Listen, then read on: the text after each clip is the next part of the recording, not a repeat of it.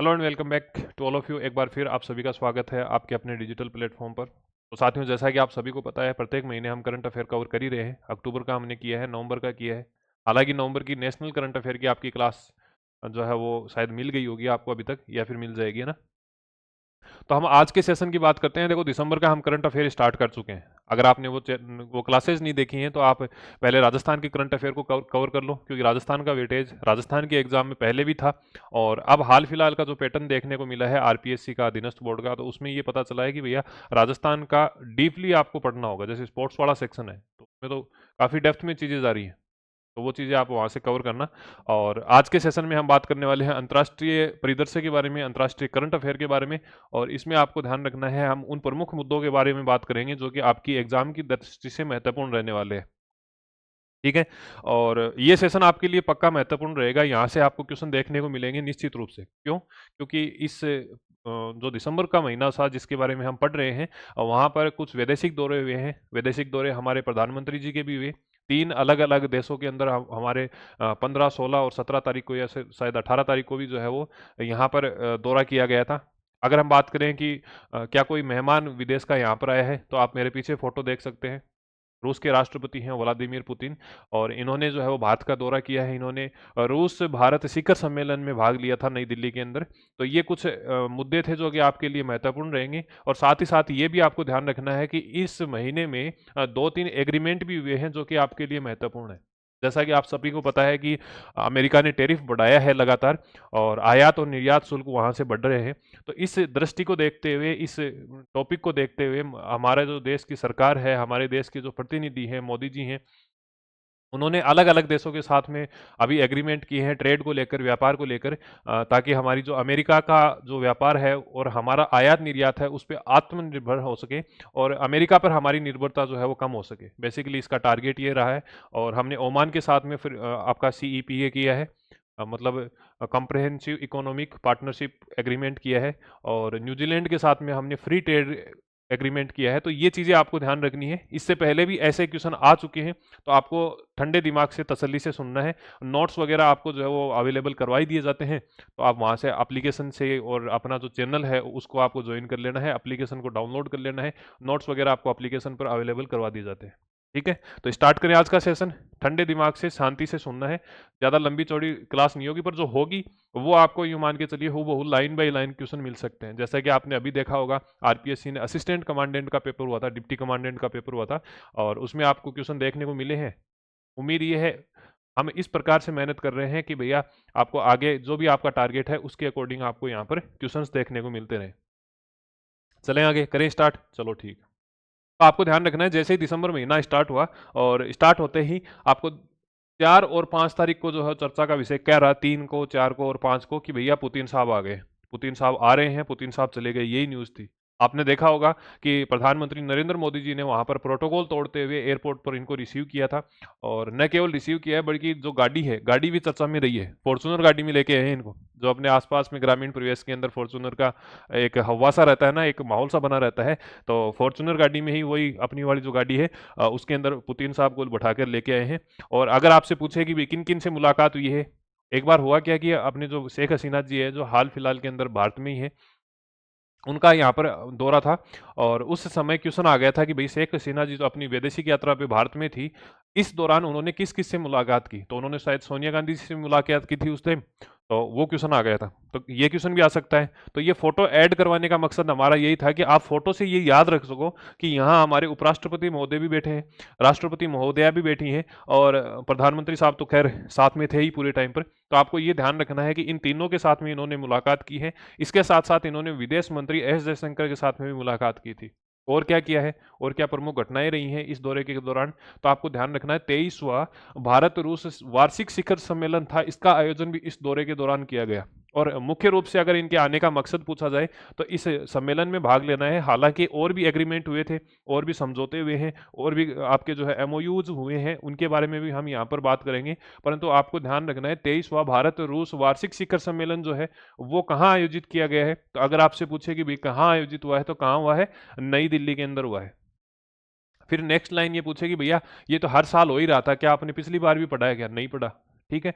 हम इस साल क्यों पढ़ रहे हैं? हम इस साल इसलिए पढ़ रहे हैं क्योंकि वर्ष 2000 में, पिछली जो हमारी सदी थी, पिछली जो हमारी सदी के, शताब्दी के अंतिम वर्ष मतलब 2000 के अंदर हमने भारत और रूस की रणनीतिक साझेदारी के लिए एग्रीमेंट किया था, और उस एग्रीमेंट को अब कितने साल हो रहे हैं, 25वीं वर्षगांठ यहाँ पर मना रहे हैं।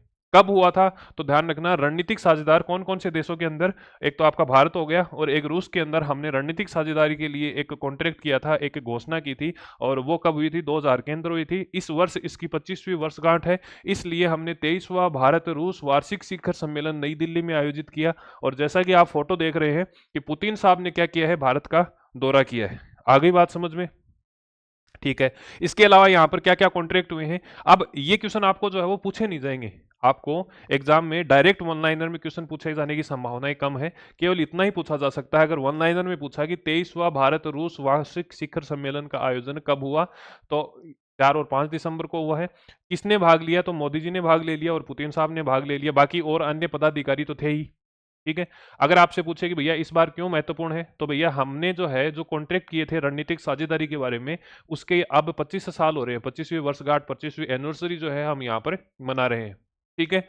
अब हम बात करेंगे भाई टारगेट क्या रखा है, तो 2030 को हमने ये टारगेट रखा है कि दोनों देशों के मध्य, मतलब अपना भारत हो गया और रशिया जो है, इन दोनों के मध्य हम कितना व्यापार करेंगे? 100 बिलियन अमेरिकी डॉलर का व्यापार करने वाले हैं। ये यहाँ पर क्या किया गया है, लक्ष्य रखा गया है। आ गई बात समझ में? तो 2030 तक हम कितना लक्ष्य रख रहे हैं? 2030 तक हम 100 बिलियन अमेरिकी डॉलर का लक्ष्य रख रहे हैं। और क्या क्या बात हुई? और ये हुई कि भैया होता क्या है, अमेरिका क्या करता है, टेक्नोलॉजी बनाता है और बना के बेच देता है। मतलब एक तरीके का व्यापार इस तरीके का हो गया जैसे हम दुकान से लेकर आ रहे हैं। यहां हमने ये कहा कि भैया दोनों देश हम क्या करेंगे, व्यापार वाला काम नहीं कर रहे, हम एक अलग मॉडल क्रिएट करने वाले हैं, जिसको हम क्या कहेंगे, सह विकास और सह उत्पाद। सह विकास, सह उत्पाद और संयुक्त रूप से अनुसंधान करेंगे। मतलब ये वाला नहीं है क्रेता और विक्रेता, सेल्स और परचेज का हमारा कोई रिलेशन यहाँ पर नहीं रहने वाला है। हम क्या करेंगे, अगर मान लो कोई दवाई बनानी है, कोई भी XYZ, मान लो कोरोना जैसी कोई भी आपदा आ जाती है और उसके लिए हमें कोई दवाई बनानी है, या फिर अमेरिका के वो जो पाकिस्तान है उसके लिए हमें कोई दवाई बनानी है, मतलब कोई हथियार बनाना है, इसके लिए हम क्या करेंगे, साथ में रिसर्च करेंगे, दोनों तरफ से बैठेंगे, रिसर्च करेंगे, रिसर्च के साथ में डेवलपमेंट करेंगे और साथ में ही उसका उत्पादन करने वाले हैं। मतलब ऐसा नहीं है कि मैंने बेच दिया तुमने खरीद लिया, तुमने बेच दिया मैंने खरीद लिया, ना, ऐसा नहीं है।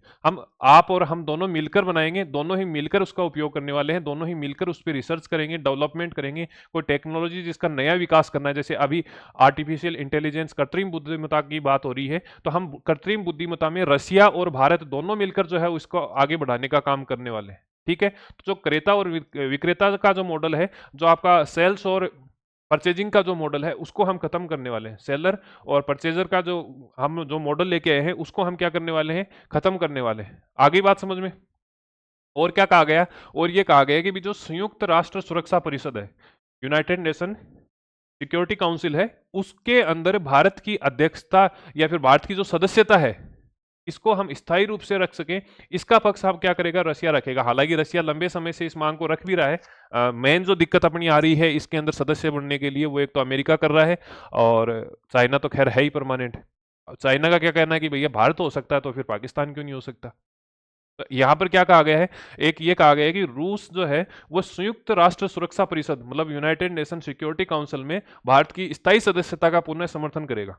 और क्या कहा गया कि भाई जो 18वां ब्रिक्स सम्मेलन है, अब एक चीज और ध्यान रखनी है, 1 जनवरी 2026 से भारत ने ब्रिक्स का जो समूह है जिसमें कुल 10 सदस्य हैं, उसका अभी जो है वो अध्यक्ष बन गया है। ठीक है। तो इस साल अध्यक्षता भारत करेगा। और इसके साथ साथ ध्यान रखना, 18वां जो शिखर सम्मेलन है ब्रिक्स समूह का, उसकी आयोजन जो है वो भी हमारे भारत में होने वाला है। ठीक है। तो ये हम आगे डिटेल में पढ़ेंगे हालांकि, पर इसमें क्या कहा, रशिया ने कहा कि भैया जब ब्रिक्स का आप आयोजन करोगे उस समय हम अपनी तरफ से पूरा सहयोग करेंगे। मतलब यहाँ को नहीं होगी कि अपने घर में कोई प्रोग्राम हो रहे है, कोई रिटायरमेंट को उसके, कोई ब्याह शादी को उसके, कोई दसोटन हो उसके, स्वामणी हो उसके, तो भी टाइम पड़ोसी क्या कहें कि भैया मैं तेरे आधी रात को तैयार हूँ, तू जब खेगो फोन करेगो जना मैं आ जाऊँ। तो इस प्रकार के कॉन्ट्रैक्ट होते हैं या नहीं होते, इस प्रकार की बोलचाल होते हैं ना। उसी प्रकार ये कहा है कि भैया रशिया ने ये कह दिया कि अब की बार थे ऑर्गेनाइज करा रहे हो, थे प्रोग्राम कराओ, थारा प्रोग्राम है भाई आधी रात को तैयार है। ठीक है। ये चीज है आगे, हालांकि ब्रिक्स के बारे में हम पढ़ने वाले हैं। और इसके साथ साथ आपको ध्यान रखना है, तमिलनाडु के अंदर कुंडलकुलम परमाणु संयंत्र जो है इसमें रशिया जो है अपना सहयोग करेगा, ये चीज आपको ध्यान रखनी है। ठीक है, और क्या है, और आपको ध्यान रखना है IBCA, international big cat alliance. अब इसके बारे में मैंने पहले भी बताया है कि भैया 1973 के अंदर 1973 के अंदर 1973 के अंदर आपका जो है वो IBCA, international big cat alliance, इसकी स्थापना जो है वो भारत ने की थी। और भारत के साथ साथ में फ्रांस वगैरह जो है वो एक दो स्टेट और थे। तो मुख्य रूप से ये विचारधारा जो है वो आईबीसीए मतलब भारत की थी। और भारत ने क्यों किया, 1973 के अंदर, 1973 के अंदर अपना जो प्रोजेक्ट टाइगर था,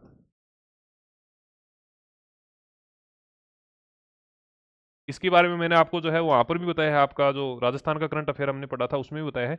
उसके 50 साल हो रहे थे, उसके 50 साल हो रहे थे 2023 में। ठीक है, 50वीं साल में हमने आईबीसीए मतलब इंटरनेशनल बिग कैट अलायंस की स्थापना की थी, जो कि प्रमुख रूप से 7 प्रजातियों के लिए, 7 प्रजाति जो है उनके लिए काम करता है, जिसमें आपका शेर भी आ जाता है, टाइगर भी आ जाता है, मतलब चीता, प्यूमा, ये जितने भी हैं ये सारे के सारे उसमें शामिल होते हैं, उनके संरक्षण के लिए, उनकी संख्या को बढ़ाने के लिए, और उनके किस प्रकार से जो है उनकी संख्या को बढ़ाया जा सकता है उसके प्रयासरत रहता है। ये हमारा जो ध्यान रखना है इंटरनेशनल बिग कैट अलायंस। अब होता क्या है, यदि कोई भारत में आ रहा है या भारत का कोई आदमी बाहर जा रहा है, जैसे पिछली बार हमने पढ़ा था नवंबर महीने में कि राष्ट्रपति महोदया जो है वो 3 देशों की विदेशी यात्रा पे थी, 2 देशों की विदेशी यात्रा पे थी। तो उस समय ऐसी स्थिति होती है, हम जहां भी जाते हैं या कोई भी हमारे से बात करता है तो हम ये कह देते हैं कि हमारा लगन कुनिया होगी, इम शामिल हो जाओ, आ जाओ आ जाओ, इस हाबू जो है वो बात करा। तो ये ध्यान रखना है कि आईबीसीए जो है इसके अंदर हमने ये कह दिया कि भाई रूस द्वारा इंटरनेशनल बिग कैट अलायंस के अंदर हम क्या करेंगे, शामिल हो जाएंगे। ठीक है, एक दो हैं अपने, एक तो सोलर वाला है, इंटरनेशनल सोलर अलायंस है, और एक अपना है ध्यान रखना IBCA, international big cat alliance. ठीक है, आ गई बात ध्यान में। सोलर का आपको अब की बार पूछा है, 11 तारीख को डिप्टी कमांडेंट का पेपर था, तो उसमें ये पूछ लिया कि भाई सोलर अलायंस जो आपका इंटरनेशनल सोलर अलायंस का 8वां जो अधिवेशन हुआ है उसमें उद्घाटन किसने किया था, तो राष्ट्रपति महोदय ने उसमें उद्घाटन किया था। आयोजन आपका नई दिल्ली में हुआ है। ठीक है, चलें आगे। और क्या कहा गया कि भैया भारत में अगर रूस का कोई भी नागरिक आता है, भारत में रूस का कोई भी नागरिक आता है तो भारत क्या करेगा, 30 दिन तक उसको क्या कर देगा, 30 दिन मुफ्त ई वीजा देगा। 30 दिन क्या करेगा, मुफ्त ई वीजा देगा कि भैया आओ घूमो फिरो और बढ़िया 30 दिन एंजॉय करो, वीजा वीजा के लिए आपको ज्यादा टेंशन लेने की आवश्यकता नहीं है। तो रशिया का मैटर आपको यहां तक समझ में आ गया है, आया या नहीं आया? ठीक है, अब आपको ध्यान रखना है, ये हमने बात की है 4 तारीख को, ये हमने बात की है 5 तारीख को। अब दिसंबर में हमने जो है हमारे जो नरेंद्र मोदी साहब हैं, प्रधानमंत्री हैं, इन्होंने 3 देशों की यात्रा की है। एक तो जॉर्डन हो गया, एक आपका ओमान हो गया, ओमान के साथ साथ में आपको ध्यान रखना है इथोपिया हो गया। तीनों ही देशों के अंदर यात्रा की है। तीनों ही देशों के आपके जो है प्रमुख प्रमुख जो घटनाएं हैं उसके बारे में हम यहाँ पर बात करने वाले हैं। सबसे पहले आपको ध्यान रखना है कि 15 तारीख को ये दौरा स्टार्ट हुआ था, और 15 तारीख को सबसे पहले जॉर्डन की यात्रा की है। कितने दिन थे, 2 दिन है। जॉर्डन की यात्रा कब की, तो 15 और 16 तारीख को की। क्या कुछ और विशेष था, तो इसमें आपको ध्यान रखना है, ये यात्रा इसलिए क्योंकि हम जॉर्डन के साथ में 75वीं राजनयिक संबंधों की, मतलब जो हमारे एम्बेसडर वगैरह नियुक्त होते हैं उससे संबंधित 75वीं हम वर्षगांठ बना रहे हैं। इसलिए भारत के प्रधानमंत्री नरेंद्र मोदी जी ने कहा दौरा किया, आपके जॉर्डन के अंदर किया है। ठीक है, और जॉर्डन के किंग कौन है, 3 नाम आपको ध्यान रखना है। एक तो किंग है, एक जो है वो आपको ध्यान रखना है क्राउन किंग है, और एक आपके प्रधानमंत्री है। हाँ, ये यहाँ पे आपको दिख ही रहा होगा।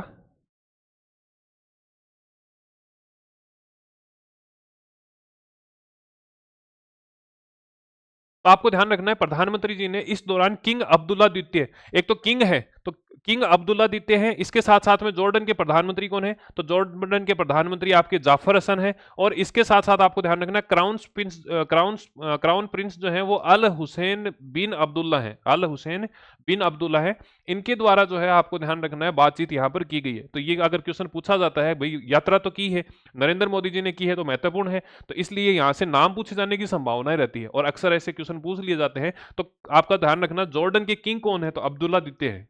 किंग का मतलब है जो कि आदमी वहां पर सिटिंग में है। और अभी क्राउन किसके सिर पर है, तो क्राउन आपको ध्यान रखना है, क्राउन जो है वो आपके अल बिन हुसैन अब्दुल्ला के है। और जॉर्डन के प्रधानमंत्री कौन है, तो जाफर हसन है। ये 3 नाम आप थोड़ा सा ध्यान रख लेना। आ गई बात समझ में। वापस से जॉर्डन को रिवाइज करेंगे क्या? देखो जॉर्डन में क्या हुआ है, जॉर्डन में कुछ नहीं हुआ, एक तो दौरा हो गया, 75 साल हम यहाँ पर इनोग्रेट कर रहे हैं। आगे आप इथोपिया वगैरह पढ़ोगे तो वहां पर 70 साल वापस से आएगा, तो वो चीज भी आपको ध्यान में रखनी है। तो जॉर्डन को 75 साल की वर्षगांठ हुई है। जॉर्डन के किंग कौन है? तो जॉर्डन के किंग कौन है? अब्दुल्ला द्वितीय है। ठीक है, अब आपकी ये जो है विदेश मंत्रालय की साइट है, क्योंकि आजकल ऑथेंटिक तो पूछ ही रहे हैं, तो हम ऑथेंटिक ही पढ़ लेते हैं। क्या है यहाँ पर समझौते क्या क्या हुए हैं? एक तो नवीन और नवीनीकरणीय ऊर्जा के क्षेत्र में तकनीकी सहयोग को समझौता हुआ है। क्या हुआ है? रिन्यूएबल एनर्जी को बढ़ावा देंगे। इंटरनेशनल सोलर अलायंस का भी मैंने बताया। तो उस प्रकार का हम कोई प्रोजेक्ट लाते हैं तो उसमें आपको जो है वो मेंबर वगैरह बना देंगे, सदस्य बना देंगे। तो ये बातें यहाँ पर की गई हैं। और क्या बात की गई कि भैया जल संसाधन से संबंधित हम यहाँ पर बात करेंगे। और एक ट्विन्स समझौता हुआ है। एक क्या हुआ है? ट्विन्स समझौता हुआ है।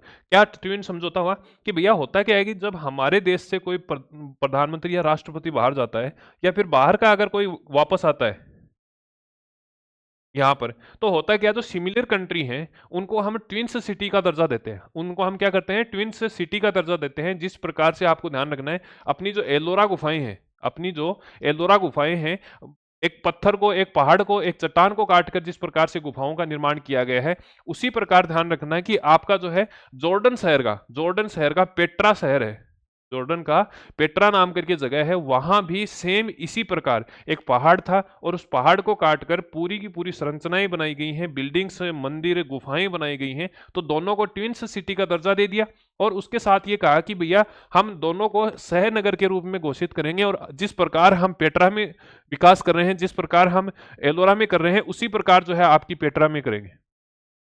मतलब दोनों का विकास एक तरीके से डेवलप किया जाएगा, दोनों में इंफ्रास्ट्रक्चर वगैरह जो है वो एक तरीके से, दोनों में सुविधाएं जो है वो एक तरीके से उपलब्ध कराई जाएगी। आगे बात समझ में। और क्या कहा गया है कि भैया 2025 से लेकर 29 तक, 2025 से 29 तक हम क्या करने वाले हैं? सांस्कृतिक आदान प्रदान के कार्यक्रम करेंगे। मतलब कभी तुम्हारे यहाँ पर नाच गाने का, ये कला से संबंधित पर प्रोग्राम होंगे, और कभी हमारे यहाँ पर जो है वो यहाँ पर ऐसे प्रोग्राम ऑर्गेनाइज कराएंगे, और दोनों देशों की सहभागिता उसमें रहने वाली है। आगे बात समझ में। फिर हमें डिजिटल रूपांतरण हेतु जनसंख्या स्तर पर लागू की गई सफल डिजिटल समाधान सेवाओं का हम क्या करेंगे? यहाँ पर एमओयू वगैरह कर लेंगे। ठीक है, तो ये इतना कोई खास इंपॉर्टेंट नहीं है। बस आपको ये ध्यान रखना है कि जॉर्डन की कौन सी सिटी है? पेट्रा है। और अपनी जो है आपको ध्यान रखना है जो एलोरा वगैरह की है, इन दोनों को हमने ट्विन्स या फिर शहर नगर के दर्जा दे दिया है। ठीक है, यही चीजें हम यहाँ पर वापस से पढ़ रहे हैं, ये ध्यान रख लेना बस इसके में। ट्विनिंग एग्रीमेंट है, और भारत और जॉर्डन के बीच में एलोरा भारत और पेट्रा जो है वो जॉर्डन का शहर है, इसको हम बढ़ाने के लिए कह रहे हैं। और एक बात ये ध्यान रखनी है कि अगले 5 साल के अंदर हम द्विपक्षीय जो व्यापार है उसको $5 बिलियन तक पहुंचा देंगे। देखो अगर हम रशिया की बात करें तो रशिया में आपको ध्यान रखना है कि 2030 तक का हमने टारगेट रखा था कि भाई 2030 तक हम क्या करेंगे? $100 बिलियन के यहाँ पर जो है वो व्यापार कर लेंगे। 100 बिलियन का रशिया के अंदर कर रहे हैं। और अगर हम बात करें जॉर्डन की, तो जॉर्डन में आपको ध्यान रखना है कि जॉर्डन में हमने कहा कि भैया हम क्या करेंगे? 5 बिलियन की करने वाले हैं। ठीक है, तो रशिया के साथ में 100 बिलियन की थी, और यहाँ पर क्या है? यहाँ पर जो है वो 5 बिलियन की है। ठीक है, ये ध्यान रखना है आपको। पेट्रा और एलोरा की गुफा की बात करें तो ये तो आपको पेट्रा की दिख रही है, ये आपकी किसकी है? पेट्रा की है। और ये आपकी जो है वो एलोरा की है। तो आपसे ये पूछा है कि ये गुफाएं जो है वो यूनेस्को विश्व विरासत स्थल तथा अपनी सैल आकृति के लिए प्रसिद्ध है। ठीक है, तो ये ध्यान रखना है। अब आपसे अगर मैं क्वेश्चन पूछूं कि भैया जो अपनी एलोरा की गुफाएं हैं उसमें जो कलाकृतियां बनाई गई है वो कौन सी स्थापत्य कला की पहचान दिखाती हैं, या फिर कौन सी स्थापत्य कला की विशेषता दिखाती है, ये आपको कमेंट में लिख देना है। ठीक है, आगे बात समझ में। अब हमने 15 से 16 के आपका जॉर्डन का पढ़ा है। 16 से 17 जो है हम यहाँ पर देखेंगे कि इथोपिया के अंदर गए थे भारत के प्रधानमंत्री नरेंद्र मोदी, और वहां पर क्या कुछ घटनाएं हुई हैं उससे पहले हम देख लेंगे कि इथोपिया के प्रधानमंत्री कौन है? तो अबी अहमद है। प्रधानमंत्री कौन है? अबी अहमद है। और अगर हम बात करें कि इथोपिया के राष्ट्रपति कौन है, तो ताई अत्सके सेलासी हैं। ताई अत्सके सेलासी हैं। यहां तक चीजें समझ में आ रही हैं? प्रधानमंत्री कौन है? तो प्रधानमंत्री डॉक्टर अबी अहमद है। अगर इथोपिया के राष्ट्रपति की बात करें तो ताई अत्सके सेलासी हैं। ठीक है, क्या कुछ एग्रीमेंट हुए हैं, क्या कुछ घटनाएं हुई हैं, तो आपको ध्यान रखना है। ये वापस से आपकी विदेश मंत्रालय की साइट है, पोर्टल है, वहां से ये स्क्रीनशॉट डायरेक्ट लिया गया है, ताकि आपको मूल चीज़ों से ही हम यहाँ पर डिस्कस कर सकें, समझा सकें और पढ़ा सकें। ठीक है, तो सबसे पहले आपको ध्यान रखना है, रणनीतिक साझेदारी हुई है शुल्क के मामले में यहाँ पर सहायता देने को कहा है। और एक जो है आपको ध्यान रखना है कि इथोपिया के अंदर जो विदेश मंत्रालय है, उस विदेश मंत्रालय में एक डाटा सेंटर की स्थापना की जाएगी, और उसके लिए भारत क्या करेगा, सहायता करेगा। ठीक है, तो भारत को यहां से ज्यादा कुछ मिला नहीं है, ये मान के चलिए कि उनके ही फेवर में है जो देश है, पर इसी तरीके से जो हमारा समाज, परिवार, देश और दुनिया चल रही है कि एक हाथ ले दूसरे हाथ दे, मतलब आपस में सहयोग की भावना रहनी जरूरी है। ठीक है, तो इथोपिया के साथ हमने डेटा सेंटर की स्थापना की बात की है। उसके अलावा क्या कहा है कि संयुक्त राष्ट्र मिशन परीक्षण के लिए हम कार्यान्वयन करेंगे। ये ध्यान रख लेना, G20 में इथोपिया के लिए ऋण पुनर्गठन पर समझौता ज्ञापन MOU हुआ है। और क्या कहा है कि भैया आप जब दिल्ली यूनिवर्सिटी में जाओगे, आप जब JNU यूनिवर्सिटी में जाओगे, तो आपको इथोपिया के, भूटान के, ये सूडान के, इस टाइप के जो देश हैं, इनके यहाँ पर स्टूडेंट्स मिलते हैं, क्योंकि भारत सरकार उनको क्या करती है, स्कॉलरशिप देती है। ठीक है, तो ये यहाँ पर कहा गया कि आईसीसीआर जो स्कॉलरशिप प्रोग्राम है, उसके तहत हम इथोपिया की जो स्टूडेंट को संख्या पहले थी उसको हम डबल कर देंगे। मतलब जितनी स्कॉलरशिप हम पहले दे रहे थे, इस एग्रीमेंट के बाद में हम क्या कर देंगे, डबल कर देंगे। ठीक है, और क्या कहा गया, और कहा गया कि भैया हम क्या करेंगे, कृत्रिम बुद्धिमत्ता वगैरह पर, मतलब आर्टिफिशियल इंटेलिजेंस पर काम करेंगे। अगर आपसे पूछे कि भाई इथोपिया की राजधानी कौन सी है, इथोपिया की राजधानी कौन सी है, तो आदिस अबाब। इथोपिया की राजधानी कौन सी है, आदिस अबाब। ठीक है, और इसी प्रकार अगर आपसे इससे पूछे, जॉर्डन की पूछे, तो जॉर्डन का आपको ध्यान रखना है कि जॉर्डन की कौन सी है, हमास, अमान।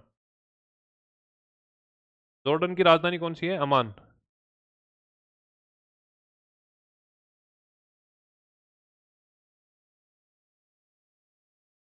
तो जॉर्डन की राजधानी कौन सी है, अमान है। और अगर हम बात करें इथोपिया की, तो इथोपिया की जो है वो आदिस अबाब है। ठीक है, चलें आगे। आपको ध्यान ये रखना है कि जब इथोपिया में गए थे, तो इथोपिया का जो सर्वश्रेष्ठ या सर्वोच्च जो नागरिक सम्मान है, उससे भारत के प्रधानमंत्री नरेंद्र मोदी जी को सम्मानित किया गया है। कई बार जो है वो क्वेश्चन यहां से पूछ लिया जाता है, तो आपको ध्यान रखना है पुरस्कार का नाम क्या है, the great honour Nishan of Ethiopia. The great honour Nishan of Ethiopia. ठीक है, the great honour Nishan of Ethiopia, इससे सम्मानित किया है। अगर हम बात करेंगे भैया और कौन कौन से पुरस्कार हैं, तो आपको ध्यान रखना है, आगे हम ओमान का भी पढ़ेंगे। 2025 में यहां पर नरेंद्र मोदी जी को यहां से पुरस्कार, आप ध्यान रख लो, 3 तो ये हो गए और 4 ये हो गए, तो कुल मिलाकर 2025 में भारत के प्रधानमंत्री को 7 सर्वश्रेष्ठ नागरिक पुरस्कार सम्मानों से सम्मानित किया जा चुका है। जिसमें अगर हम बात करें श्रीलंका है, तो श्रीलंका में आपके जो मित्र या बंधु ऐसे कुछ करके है। और फिर घाना का, ये क्वेश्चन तो पूछा भी गया है, ये क्वेश्चन तो एग्जाम में पूछ भी लिया था। और उसके बाद में टोबैको, और आपका जो है वो साउथ क्रॉस का है, और ये जो है मीराबिस का है, इथोपिया का है। तो ये आपको ध्यान रखना है, ये पुरस्कार जो है वो दिए गए हैं 2025 के अंदर। कुल आज तक अगर मिला के हम बात करें पूरे कार्यकाल में 2014 के बाद में, आपको ध्यान रखना है भारत के प्रधानमंत्री नरेंद्र मोदी जी को कुल 28 देशों से सम्मान प्राप्त हो चुका है। ठीक है, तो ये चीजें आपको ध्यान रखनी है।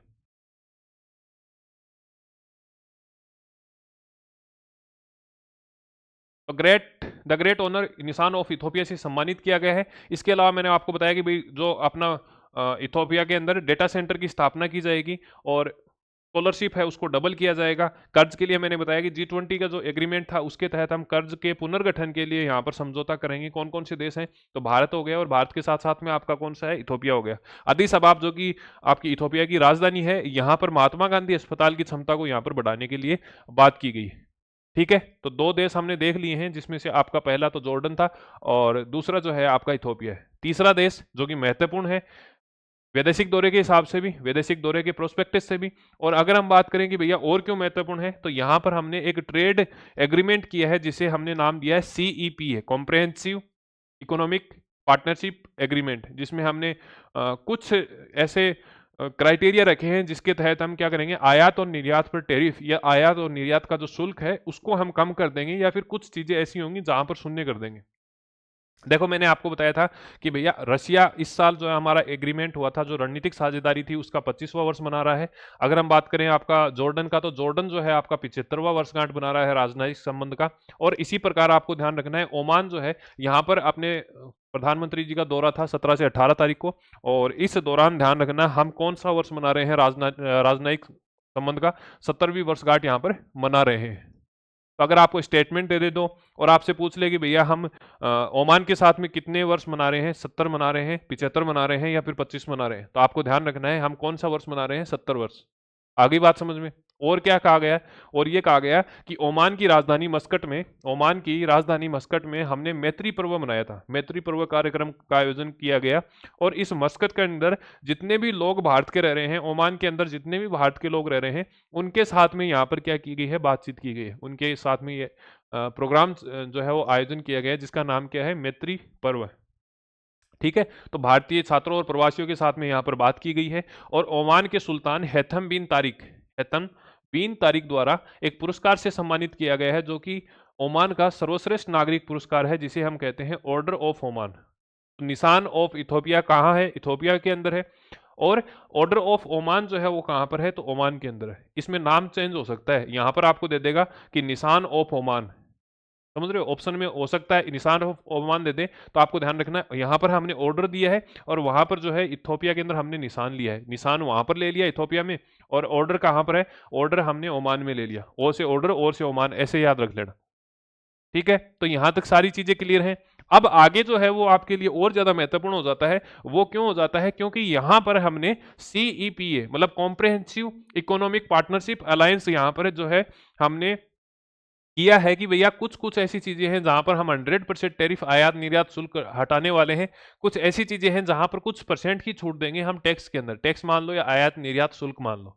ठीक है, कौन कौन सी चीजें हैं आप यहाँ पर डिटेल में देख लेते हैं। देखो ये जो है आपका पीआईबी का ही स्क्रीनशॉट है, यहाँ पर हमने कुछ क्रिएशन नहीं किया है, क्योंकि मूल जो चीजें हैं वो आपको देखनी जरूरी है। एक बार यहाँ से क्वेश्चन आता भी है, मैंने जब करंट अफेयर का सेशन लिया था आपका, तो उस समय मैंने बताया था कि भैया जो आजकल क्वेश्चन आ रहे हैं वो तीन ही सोर्स से आ रहे हैं, एक तो पीआईबी हो गया, एक आपका डीआईपीआर हो गया, और एक आपका न्यूज़पेपर हो गया। तीन पोर्शन पढ़ लो, आपको कहीं से कुछ पढ़ने की आवश्यकता नहीं है, यदि पढ़ सको तो। पर एज ए स्टूडेंट मैं समझ सकता हूं कि ये चीजें कवर करना बहुत ज्यादा टफ काम हो जाता है, तो इसलिए मैं आपकी तरफ से जो है वो यहाँ पर मेहनत कर लेता हूँ और वो चीजें आपको परोस ही रहा हूँ। आपका फर्ज ये बनता है कि आप अपने ज्यादा से ज्यादा साथियों के साथ शेयर करो इसको, ज्यादा से ज्यादा बताओ चैनल के बारे में, ज्यादा से ज्यादा इस प्लेटफॉर्म के बारे में आपको जो है वो शेयर करना है अपने साथियों के साथ। एक करंट अफेयर की तो टेंशन लेना ही मत, और यहाँ से अगर आउट जाते हैं तो फिर आपको टेंशन लेने की आवश्यकता नहीं है।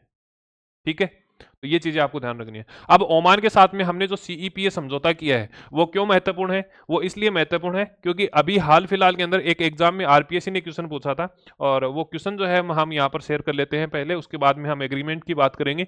तो यहाँ पर जो है हमने एक समझौता किया था सीईटीए का, सीईटीएस एग्रीमेंट हमने किया था। ये एग्रीमेंट किसके साथ में हुआ, तो ये एग्रीमेंट भारत और यूनाइटेड किंगडम के साथ में हुआ, जिसमें हमने कहा कि भैया इसमें हम समुद्री जो उत्पाद है, जो मेरिटाइन प्रोडक्ट हैं, उसके साथ साथ में टेक्सटाइल है, चमड़ा आपका जो है लेदर है, और प्रसंस्कृत खाद्य पदार्थ जो है, इन पे हम शुल्क जो पहले 70% लगता था उसे हम अब कितना करने वाले हैं, शून्य करने वाले हैं। इस प्रकार का क्वेश्चन वापस से आ सकता है। ठीक है, तो आपको ध्यान रखना है, हमने इस सेशन में दो एग्रीमेंट डिस्कस करने हैं मुख्य रूप से, जिसमें से एक तो आपका जो है आपका ओमान के साथ में है, जिसे हम सीईपीए कह रहे हैं, और एक एफटीए फ्री ट्रेड अलायंस, ये हमने न्यूजीलैंड के साथ में किया है। दोनों ही के अंदर हमने डिटेल से पढ़ना है। ठीक है, तो आपको ध्यान रखना है कि भैया ओमान के जो आपके ओमान के सुल्तान हैं हैथम बिन तारिक, इन्होंने मोदी जी को सर्वश्रेष्ठ नागरिक पुरस्कार दिया है ओमान का, जिसको हम ऑर्डर ऑफ ओमान कहते हैं।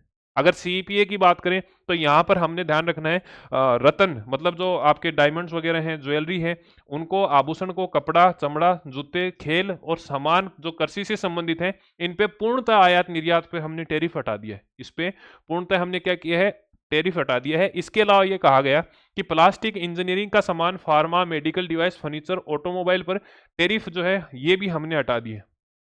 ये नाम देके आपको पूछ सकता है कि भैया यहाँ पर टैरिफ कितने परसेंट है, पहले कितने था, ये सारी चीज़ें ध्यान रखनी है। इसके अलावा क्या कहा गया कि जो हमने सीईपीए एग्रीमेंट किया है, इसके तहत इंजीनियरिंग का सामान, मशीनरी, परिवहन उपकरण और सटीक उपकरण जैसे जो आपके चीज़ें हैं, उनको लेकर जो व्यापार कर रहे हैं, उन व्यापारियों को इस प्रोडक्ट से यहाँ पर फायदा होने वाला है। ठीक है। और क्या कहा गया कि आयुष से संबंधित जो चिकित्सा पद्धति है, जो आपकी आयुर्वेदिक पद्धति है, वहां पर भी जो है कुछ छूट दी गई है। अगर हम बात करें कि ऐसे एग्रीमेंट, तो यहां पर ओमान जो है, ओमान ने 98.08% 98.08% टैरिफ लाइनों को, मतलब आयात निर्यात से संबंधित जो टैक्स लगता है, जो शुल्क लगता है, उसको जीरो कर दिया है। मतलब 100 में से 98.08, अगर 100 वस्तुएं हैं तो 100 में से 98.08 वस्तुएं ऐसी हैं जहां आयात और निर्यात शुल्क नहीं लगेगा। और यहां पर जो है वो निर्यात तो मतलब अपन तो आयात कुछ कर ही नहीं रहे, ज्यादा से ज्यादा निर्यात ही हो रहा है, भारत ही इधर भेज रहा है ज्यादा, तो भारत को ही ज्यादा फायदा रहने वाला है। ठीक है। और क्या कहा गया, ओमान को भारत के 99.38% निर्यात कवर हो रहे हैं। समझ रहे हो? यहां पर टेरिफ लाइन कितनी कम की है, तो 98.08 की है, जिससे निर्यात का 99.38% भाग जो है वो आयात और निर्यात से फ्री होने वाला है। और क्या कहा गया कि समझौता लागू होते ही 97.96% ड्यूटी जो है उनमें पहले ही रियायत दे दी गई है। मतलब समझौता लागू हुआ तुरंत ही हो गया, और एट पॉइंट जो है वो आपको ध्यान रखना है, 97.96% जीरो ड्यूटी रियायतें यहाँ पर देखने को मिलने वाली है। इससे फायदा क्या होगा, इससे फायदा ये होगा कि जो अपनी जो स्किल वाले एम्प्लॉय हैं, मतलब जो ऐसे आदमी जो हाथ का काम करते हैं, जो दिमाग का काम करते हैं, जो कोई सर्विस वगैरह उपलब्ध कराते हैं, इनको क्या करेंगे, इनको यहाँ पर फायदा होने वाला है। जैसे अगर ओमान के अंदर हमारी कोई कंपनी है, जैसे मान लो टाटा की कंपनी है और वो ओमान के अंदर है, तो यहाँ पर इंट्रा कॉर्पोरेट ट्रांसफरीज के अंदर जो कोटा 20% का था, उसे आप बढ़ाकर कितना कर दिया है, 50% का। ये समझ में आया क्या, समझा दूं क्या डिटेल में? ठीक है। इंट्रा कॉर्पोरेट ट्रांसफरीज का मतलब ऐसे समझो कि टाटा की कंपनी थी और टाटा की कंपनी ओमान के अंदर है, यहां से भारत की कंपनी है और ओमान के अंदर उसने ऑफिस खोल लिया, कंपनी खोल ली। यहां तक चीजें समझ में आ गई।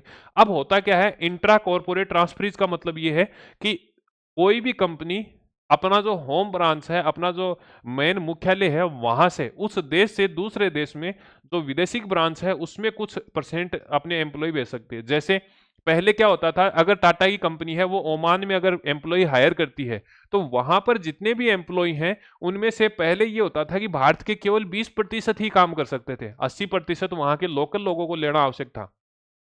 जैसे हुंडई की विदेश की कंपनी है, जैसे आपकी जो है वो मारुति है जो विदेश की कंपनी है, हीरो और होंडा दोनों विदेश की कंपनी है, होंडा जो है, स्पेशली होंडा जो है वो विदेश की कंपनी है। अब आपने देखा होगा कि विदेश के कितने लोग काम करते हैं उस फैक्ट्री में या उस कंपनी के अंदर, नहीं करते ना, क्योंकि एक लिमिट होती है, एक कैपिंग सिस्टम होता है, मतलब एक मैक्सिमम जो आपकी जो सीमा है वो निर्धारित होती है, उसे हम कैपिंग सिस्टम बोलते हैं। तो एक्चुअल में यहाँ पर क्या हुआ कि पहले ओमान के अंदर अगर कोई कंपनी थी उसमें 20% ही भारतीय होते थे, अब उस कोटा को बढ़ाकर कितना कर दिया, 50% कर दिया है कि भाई 50% एम्प्लॉय वहां पर भारत के काम कर सकते हैं। इसे हम क्या कहते हैं, इंट्रा कॉर्पोरेट ट्रांसफरीज कहते हैं। ठीक है। उसके बाद में कहा कि कॉन्ट्रेक्चुअल सर्विस सप्लायर के लिए पहले क्या होता था, 90 दिन का टाइम था, उसे आप बढ़ाकर कितना कर दिया है, 2 वर्ष तक का टाइम कर दिया है। कॉन्ट्रैक्ट पे कोई जा सकता है 2 साल के लिए। ठीक है। बाकी ये है कि अकाउंट से संबंधित है, आर्किटेक्चर है, मेडिकल है, अलाइड सर्विस है, इनके लिए हमने लिबर्टी दे दी है। और भारतीय सर्विसेज को अब 100% तक एफडीआई का प्रोविजनल कर दिया है भारत का। अगर कोई भी सर्विस है उसमें भारत के लोग 100% ओमान में आप क्या कर सकते हैं, इन्वेस्टमेंट कर सकते हैं। तो भारत के लिए तो नए अवसर खुले ही हैं, व्यापार के लिए खुले हैं, और ओमान को उससे क्या फायदा होगा कि उसे बेहतर फैसिलिटी, बेहतर सर्विसेज वहां पर अवेलेबल हो पाएंगी। और क्या कहा गया कि ऐसे कौन कौन से सेक्टर हैं जहां जीरो टैरिफ किया गया है, ऐसे कौन से सेक्टर हैं जहां जीरो टैरिफ किया गया है, इसको इंपॉर्टेंट लगा लेना। क्यों? क्योंकि जेम्स एंड ज्वेलरी में, मतलब जो आपका जो है वो गहनों से संबंधित, ज्वेलरी से संबंधित जो चीजें हैं उन पे आप टैरिफ जीरो कर दिया है। मतलब भारत से अगर कोई जा रहा है कोई भी सामान, तो उस पर आयात और निर्यात शुल्क जीरो लगेगा। ठीक है। मतलब वहां के लोग जो है वो आयात शुल्क वहां पर जीरो लगाएंगे। टेक्सटाइल मतलब कपड़ों से संबंधित अगर है तो वो शून्य होगा, लेदर या चमड़े से संबंधित है, फुटवियर से संबंधित है, स्पोर्ट्स है, एग्रीकल्चर है, प्लास्टिक का कोई प्रोडक्ट है, फर्नीचर है, इंजीनियरिंग प्रोडक्ट है, फार्मास्यूटिकल्स है, मेडिकल है, मेडिकल डिवाइसेज हैं, ऑटोमोबाइल्स हैं, इन सभी पर अब क्या रहने वाला है, वहां पर ओमान क्या करेगा, आयात शुल्क जीरो लगा देगा। ठीक है, चलें आगे।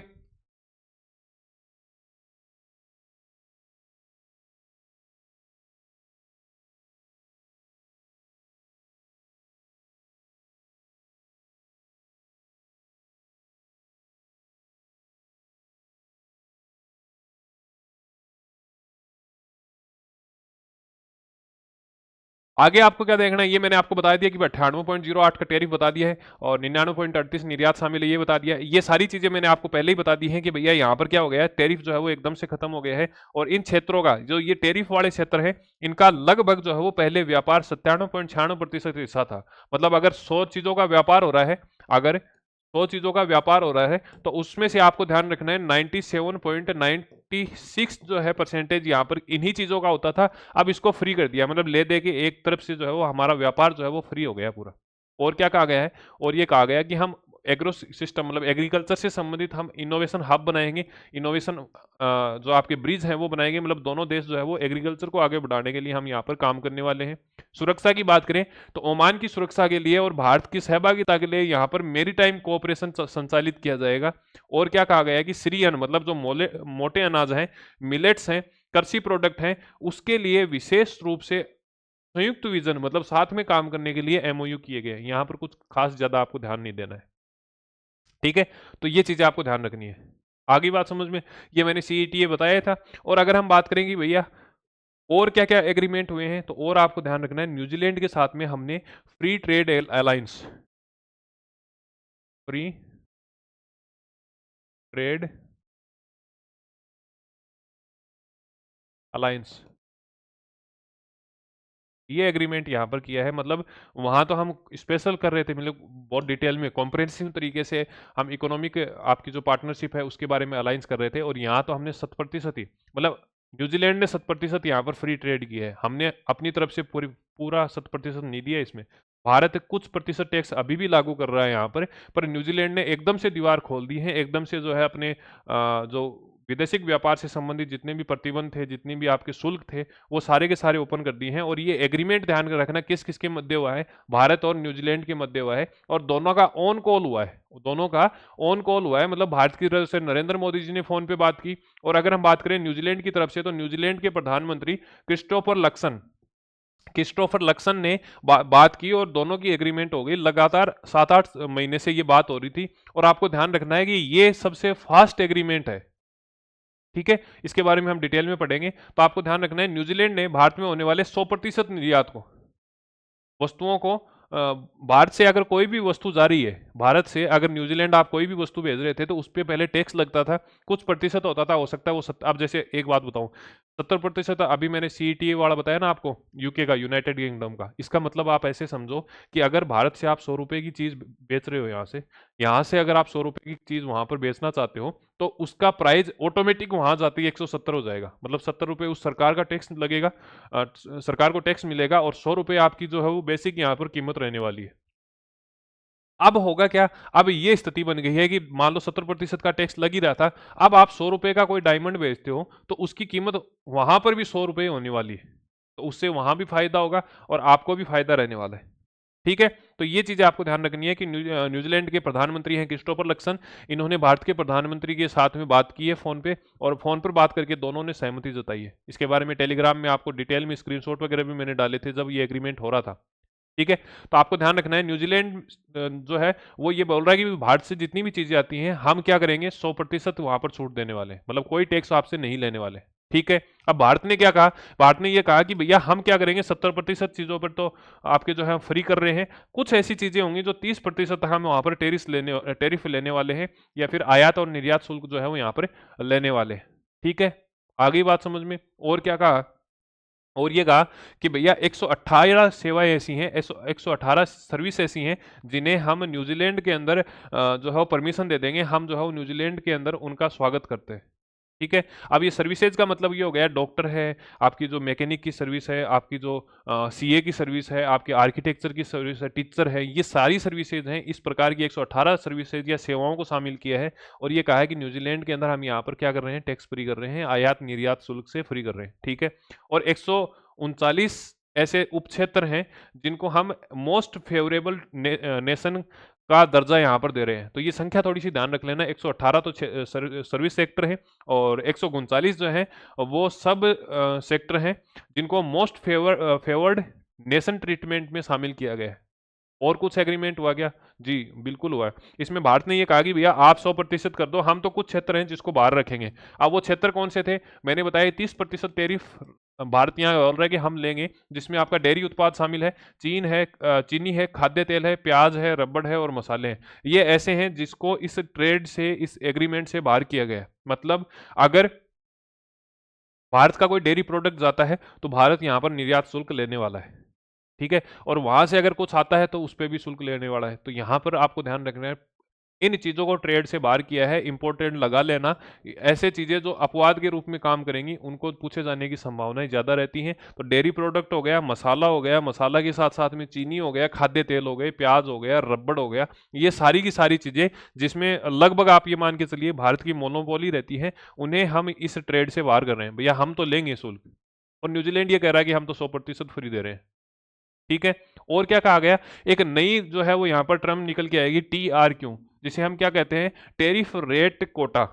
इसके अनुसार आपको ध्यान रखना है चीजें कैसे काम करती हैं कि यहाँ पर कुछ सीमा डिसाइड की जाती है। जैसे ये कह दिया कि भैया हम क्या करने वाले हैं, 100 चीजों तक, भैया 100 चीजों तक तो हम कोई टैरिफ नहीं लेंगे। तो कुछ सीमा डिसाइड की जाती है, संख्या के अनुसार सीमा डिसाइड की जाती है कि भैया हम 500 चीजें होंगी और उसमें कोई भी आपसे आयात और निर्यात शुल्क नहीं ले रहे। लेकिन 500 से ज्यादा हो गए तो हम वहां पर फिर आयात निर्यात शुल्क लेने लग जाएंगे। इसी को हम क्या बोल देते हैं? टेरिफ रेट कोटा बोल देते हैं। जैसे आपने अपने भाई से कहा कि भैया मैगी बना ली, ठीक है। मैगी बनाने के बाद में आपने कहा कि हम दोनों डिवाइड करते हैं। अब उसने कहा कि तू आधी लेगा, तब तक कोई बात नहीं है, तो आधी मेरे से मैगी ले ले, वहां तक कोई बात नहीं है। अगर तूने मेरी वाली आधी मैगी से ज्यादा लिया तो फिर क्या होगा? तो फिर मैं जो है वो कोल्ड ड्रिंक है वो ज्यादा पीऊंगी या ज्यादा पीऊंगा। ऐसी ही स्थिति यहां पर आ जाती है कि भैया इतनी संख्या हम डिसाइड कर रहे हैं, उस वहां तक आपको बिल्कुल फ्री मिलेगा। और अगर इससे ज्यादा लेते हो तो फिर हम टैरिफ लगाने वाले हैं, फिर हम आयात निर्यात शुल्क लगाने वाले हैं। इसे हम क्या कहते हैं? टैरिफ रेट कोटा कहते हैं। तो ये टैरिफ रेट कोटा जो है वो किस किस पर लागू है? कीवी, जो कि एक प्रोडक्ट आता है, जो आपका फल आता है उसको, सेब, शहद जैसे कुल फल के उत्पाद हैं, जो फ्रूट प्रोडक्शन है, उसको हम यहाँ पर शामिल करते हैं, ठीक है। शहद से आपको ध्यान रखना है कि जो टॉप 5 स्टेट हैं उसमें अपना राजस्थान शामिल है। पूरे देश का 9% शहद यहाँ से कौन उत्पादन करता है? तो राजस्थान उत्पादन करता है। फिर आपको ध्यान रखना है, एक वीजा होता है TEE, temporary employment entry, temporary employment entry होता है। ये वीजा जो है 5,000 भारतीयों को एक समय पर दिया जाएगा, जिससे अस्थायी रोजगार में क्या हो सकता है? प्रवेश हो सकता है। इसके अलावा कहा गया है कि भाई न्यूजीलैंड में कितने ही छात्र इंडिया के जाओ, कोई लिमिट नहीं है, कितने ही जाओ, 1,000, 2,000, 5,000, पूरा कब्जा कर लो जाए। जितने भी छात्र हैं जो कि न्यूजीलैंड के हैं, सॉरी भारत के हैं, और जो न्यूजीलैंड में जाना चाहते हैं या गए हुए हैं, उन पर अब कोई भी सीमा नहीं रहेगी। और इसके साथ साथ प्रति सप्ताह उनको 20 घंटे की काम की गारंटी भी अब न्यूजीलैंड देगा। समझ रहे हो? भारत में मिल ही नहीं रही है गारंटी और न्यूजीलैंड में दे रहे हैं, ठीक है। तो ये चीजें ध्यान रखना है, अगर इंप्लीमेंट होता है तो फिर आप तो चला न्यूजीलैंड ही चला है बोला। तो ये चीजें ध्यान रखना। और क्या ध्यान रखना है कि प्रति सप्ताह कितने घंटे की देंगे? 20 घंटे की यहाँ पर रोजगार की गारंटी दे रहे हैं। कोई भी मैक्सिमम संख्या यहाँ पर डिसाइड नहीं की गई है। और 4 स्ट्रीम, एक तो साइंस हो गया, टेक्नोलॉजी हो गया, इंजीनियरिंग हो गया, और इसके साथ साथ में आपका मैथ वाला पोर्शन हो गया। स्टीम इसे बोलते हैं। एस से साइंस, टी से आपका जो है वो टेक्नोलॉजी हो गया, ई से आपका इंजीनियरिंग हो गया, और एम से आपका मैथ हो गया। इनके जो ग्रेजुएशन किए हुए लोग हैं उनको 3 वर्ष के लिए, और जो पीएचडी धारक हैं उनको 4 वर्ष के लिए पोस्ट स्टडी वर्क वीजा मिलेगा। मतलब अगर आपने साइंस से ग्रेजुएशन की है, अगर आपने बीटेक वगैरह की है, मतलब टेक्नोलॉजी से अगर आपने ग्रेजुएशन की है, अगर आपने जो है इंजीनियरिंग की अगर कोई पढ़ाई की है, अगर आपने मैथ से संबंधित मान लो बीएससी कर ली है, तो उसके बाद में आपको 3 साल का वीजा यहाँ पर मिल सकता है, आप एलिजिबल हो। या फिर अगर हम बात करें आपने पीएचडी कर ली है किसी भी स्ट्रीम से, किसी भी विषय से, तो आपको जो है वो 4 साल का यहाँ पर वर्क वीजा मिल जाएगा, आप एलिजिबल हो जाओगे, ठीक है। और क्या कहा गया कि हम वर्किंग हॉलीडे वीजा देंगे, कितने? 1 साल में 1,000। अब इस वर्किंग हॉलीडे का कंसेप्ट समझो, ऐसा वीजा जिसमें आप क्या कर सकते हो, भैया आपने ये मन बना लिया कि यार मैं तो परेशान हो गया जीवन से, अब आप क्या करना चाहते हो कि मैं घूमना चाहता हूँ, और वहीं देखेंगे कुछ कमाई होगी तो हो जाएगी। ऐसी कंडीशन में न्यूजीलैंड ने ये कहा कि प्रत्येक वर्ष जो है आप मैक्सिमम 1,000 लोगों को हमारे यहाँ पर भेज देना। हम उनकी छुट्टियां भी मनाएंगे, मतलब बढ़िया एंजॉय करो, घूमो फिरो, और डिस्टेंस से अगर आपको जो भी काम करना है वो कर सकते हो। आ गई बात समझ में?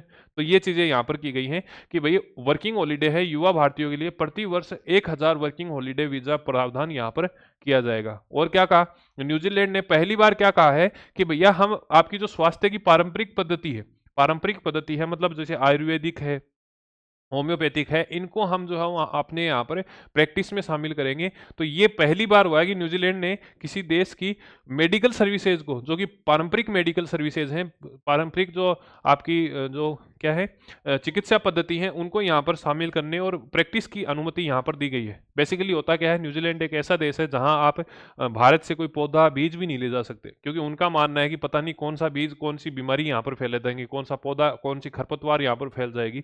और वहां पर ऐसा एग्रीमेंट हो जाना अपने आप में बड़ी बड़ी बात होती है। और क्या कहा गया कि हम 5 वर्ष तक क्या करने वाले हैं, 5 वर्ष तक हम व्यापार को दुगुना कर देंगे। अभी जितना व्यापार हमारा चल रहा है उसको हम जस्ट डबल करने वाले हैं। आ गई बात समझ में?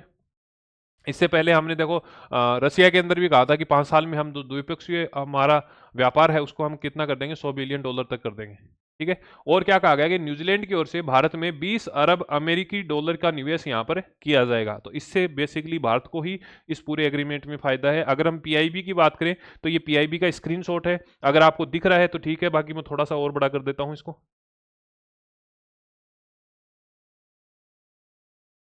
एक मिनट। हाँ,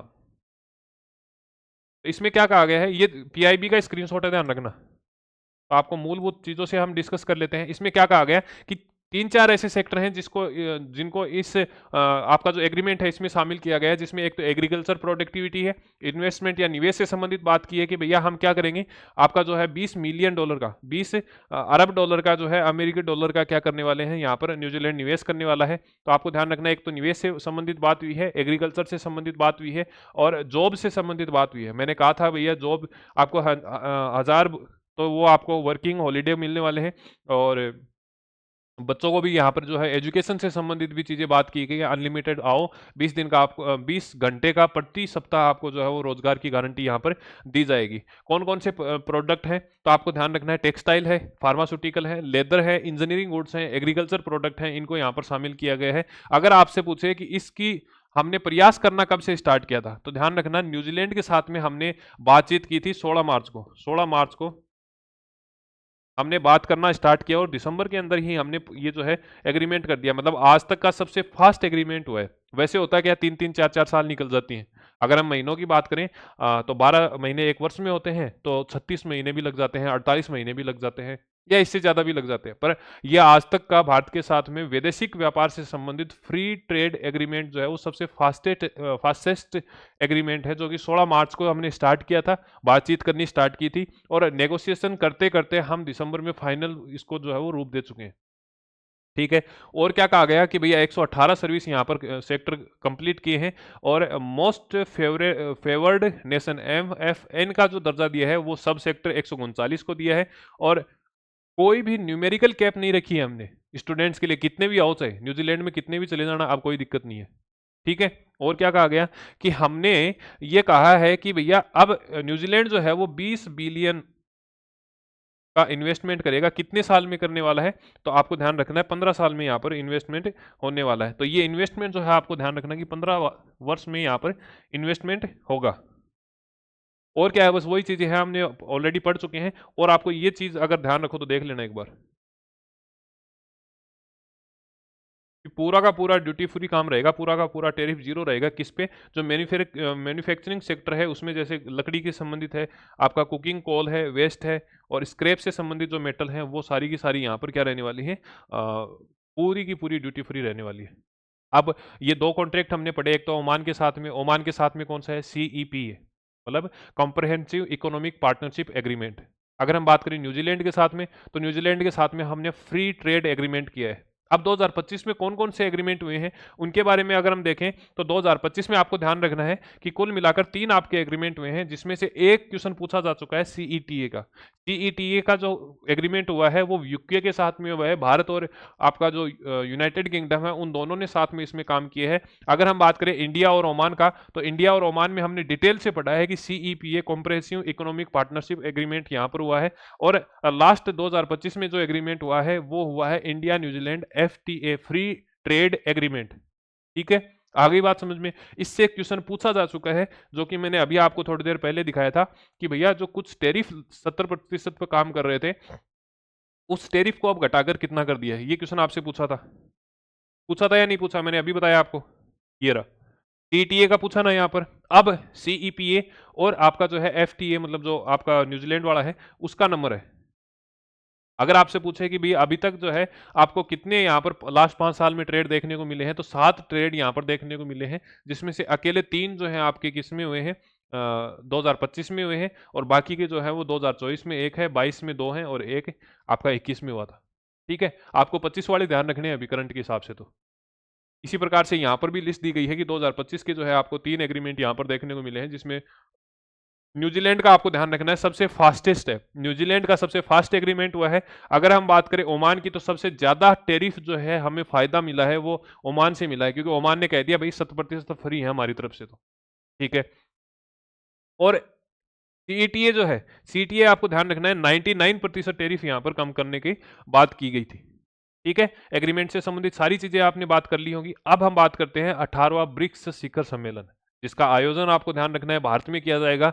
हाल फिलहाल में जब हम ये क्लास ले रहे हैं उससे 2 दिन पहले इस ब्रिक्स सम्मेलन का लोगो जारी किया गया है, जिसमें कमल का एक फूल है और नमस्ते करते हुए मतलब इस प्रकार से हाथ जोड़ते हुए यहाँ पर जो है वो कमल की पंखुड़ियों को दिखाया गया है। तो अगर आपको पूछे लोगों में क्या शामिल किया है, तो कमल की पंखुड़ियां हैं जिनको नमस्ते की पोजीशन में यहाँ पर दिखाया गया है।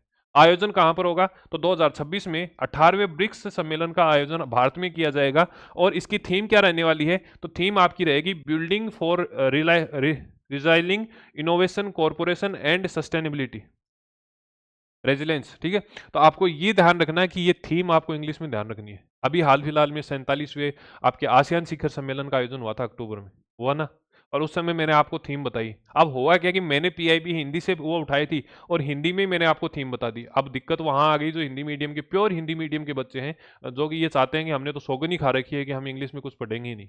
अब उनको हुआ क्या दिक्कत कि वो पढ़ के गए, याद था, पर फिर भी वहां पर नहीं करके आए। तो अगर ऐसी कोई थीम आती है, ऐसी अगर कोई बुक का नाम आता है, तो आपको इंग्लिश में ही ध्यान रखना है। अब की बार मेरी रिक्वेस्ट मान लेना छोटी सी कि आपको इंग्लिश में ही याद रखना है, हिंदी की यहाँ पर शब्दावली आपको यूज ही नहीं रखनी। आएगा, निश्चित रूप से आएगा, क्योंकि 18वें शिखर सम्मेलन जो ब्रिक्स का है उसका आयोजन यहाँ पर किया जा रहा है, भारत में किया जा रहा है। उसकी थीम क्या है, तो resilience, building for resilience innovation corporation and sustainability. ठीक है, और क्या है, लोगो इसका देख ही लिया, वेबसाइट इसकी लॉन्च हो ही गई है। एस जयशंकर जी जो विदेश मंत्री हैं उनके द्वारा ये लॉन्चिंग की गई है। साथ ही साथ इंपॉर्टेंट बात ये है कि आपको ये ध्यान रखना है कि जो ब्रिक्स है उसका अध्यक्षता कौन करने वाला है। तो जहां आयोजन होता है वही अध्यक्षता करता है। कार्यकाल कब से स्टार्ट हुआ, तो 1 जनवरी 2026 को भारत ने इसकी आधिकारिक रूप से अध्यक्षता स्वीकार की है। ठीक है, तो ये चीजें हैं। अब अगर हम बात करेंगे भैया ब्रिक्स है क्या, थोड़ा सा इसके बारे में देख लें, स्टैटिक्स जीके को कवर कर लें। तो ध्यान रखना है जो ब्रिक्स है उसमें फुल फॉर्म से ही आपको पता चलेगा। सबसे पहले ये अवधारणा वर्ष 2001 में दी गई थी। वर्ष 2001 में ये ध्यान रखना, BRIC का नाम दिया था, ब्रिक का नाम दिया गया था, जिसमें ये कहा गया कि ये जो ब्रिक है मतलब बी से आपका ब्राजील हो गया, आर से आपका रसिया हो गया, आई से इंडिया हो गया, सी से चाइना हो गया, ये जो चारों देश हैं इनको मिलाकर जो अपनी अर्थव्यवस्था है उसका लगभग जो है वो सबसे बड़ा भाग जो है यहाँ पर दिया जाता है। अगर आपसे पूछे कि ब्रिक नाम जो है वो किसने दिया था, तो ब्रिक नाम जो है वो गोल्डमैन सैक्स नाम करके एक आपके अर्थशास्त्री थे, इकोनॉमिस्ट थे, इन्होंने ये नाम दिया है। ठीक है, आगे बात समझ में। फिर क्या हुआ, फिर 2010 के अंदर इसमें अफ्रीका शामिल हो गया। तो साउथ अफ्रीका जो है वो आपको ध्यान रखना है। आपको जो संस्थापक देशों की बात करें तो संस्थापक देशों में बी से ब्राजील हो गया, आर से रसिया हो गया, आई से इंडिया हो गया और सी से जो है वो चाइना हो गया। अब क्या हुआ, 2010 के अंदर इसमें साउथ अफ्रीका भी शामिल हुआ। तो साउथ अफ्रीका का एस जो है वो यहाँ पर शामिल हो जाता है। तो इसको क्या कह देंगे, ब्रिक्स कह देंगे।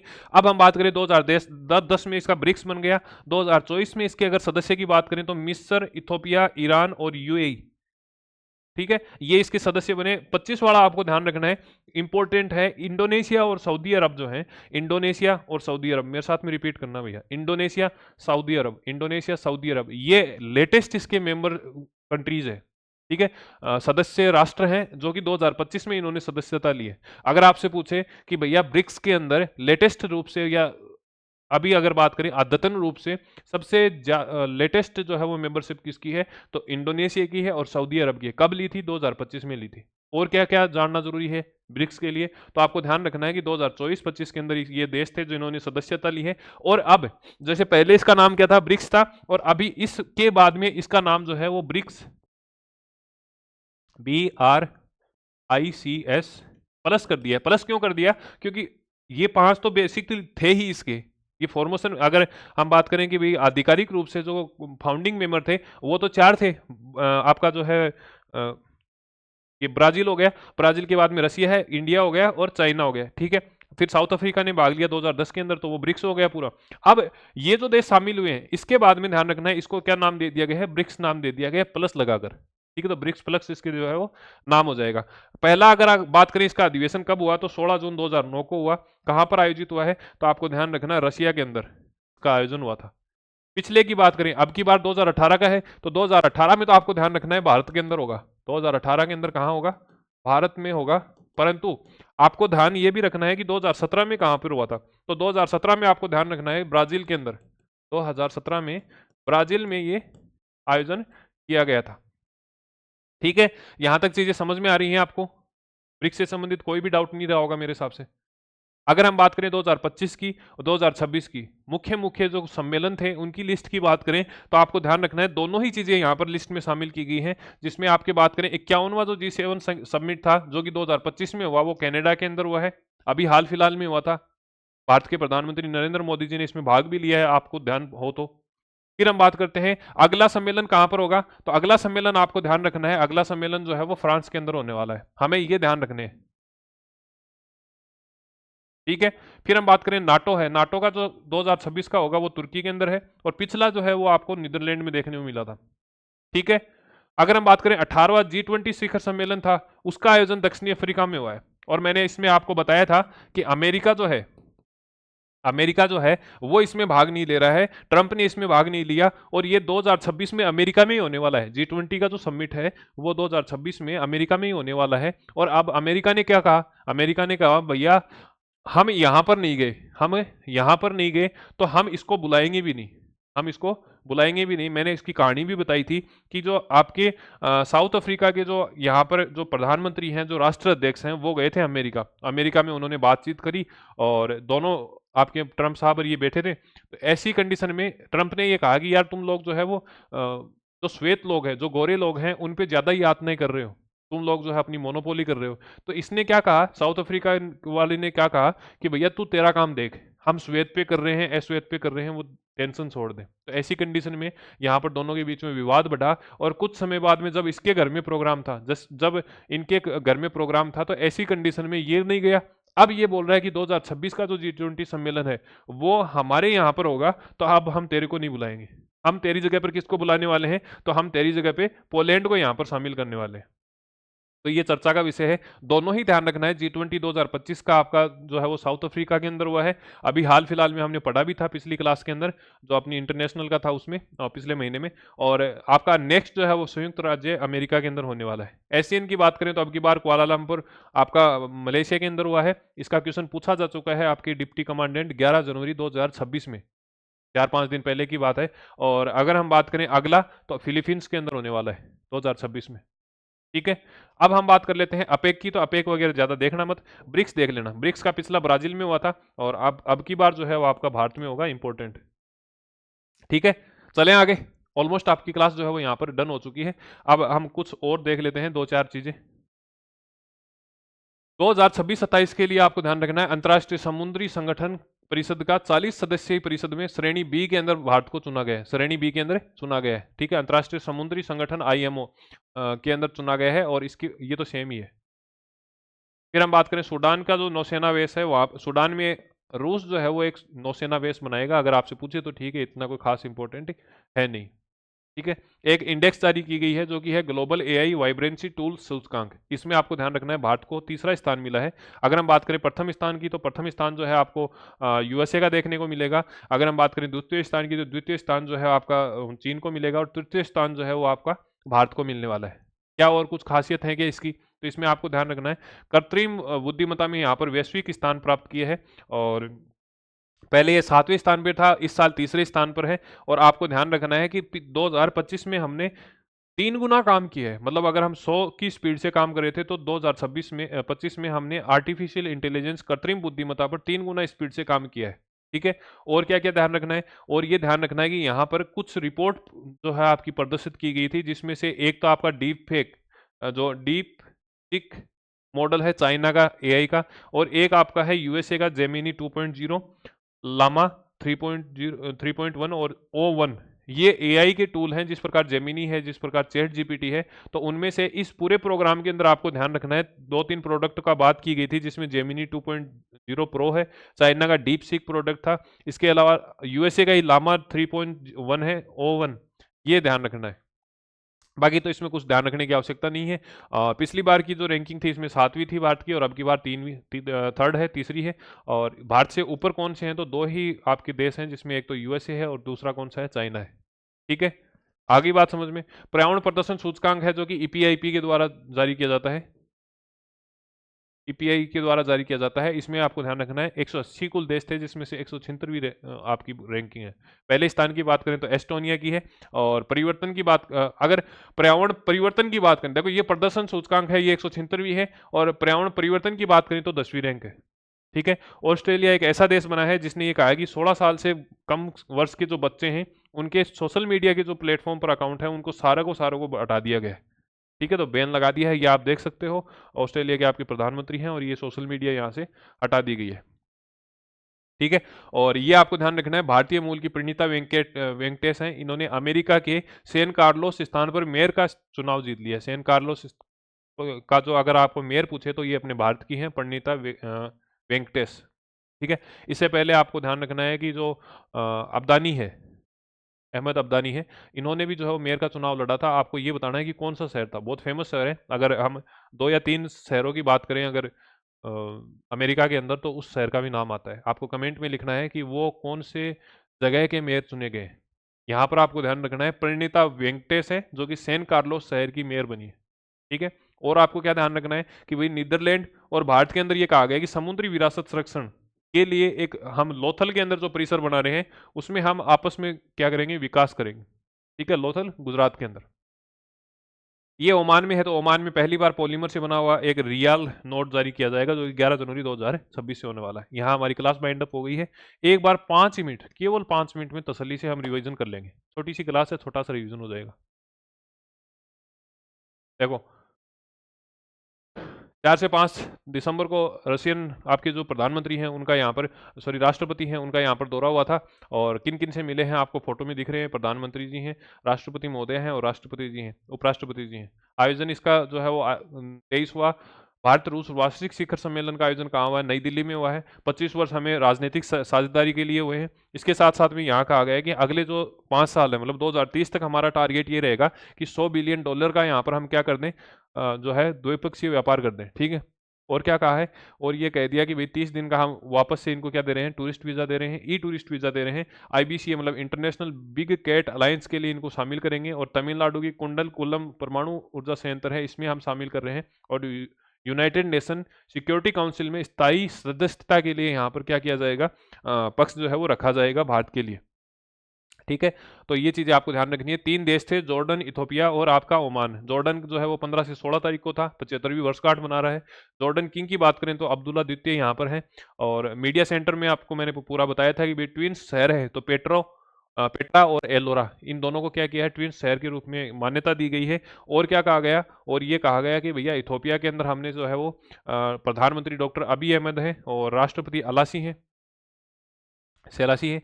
और आपको ध्यान रखना है, इसमें ये कहा गया है कि इथोपिया के अंदर हम एक डेटा सेंटर की स्थापना करेंगे।